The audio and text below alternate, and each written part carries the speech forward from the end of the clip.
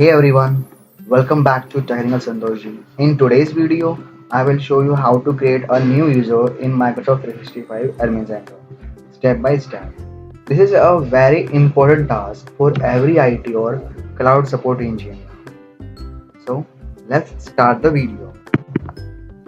First you need to go to the admin.microsoft.com, and after that you need to log in with your global admin or user management admin credential. You will now see the Microsoft 365 admin dashboard. As you can see here, this is the admin dashboard.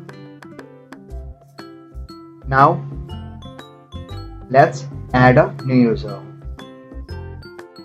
On the left side, click users and click on active users. Now click on add a user. Okay, put the details.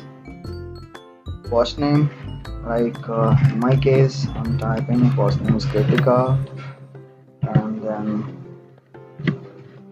Sharma. Okay.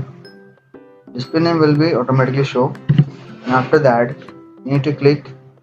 You need to type here Kritika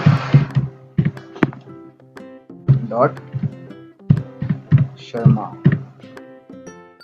Right. Now set the password. If you tick here automatically create a password, it will create automatically. Okay. If you don't want that automatic create the password, you need to type the password here. I will select automatically create a password. If you want user change their password after their first login, you need to click here. Okay. So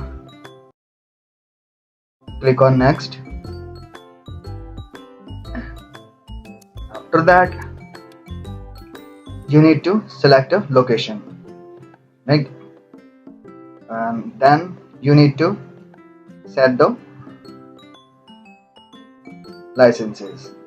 Okay, I'm selecting Microsoft 365 no Teams, and here is a Microsoft Teams Essential.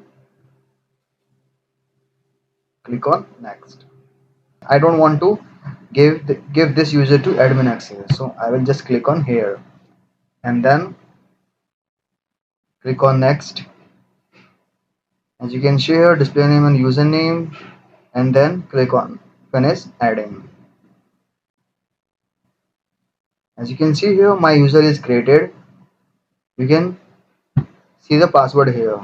If you click here, you you are able to see the password. Now select this user credential and paste it into your sticky note or notepad.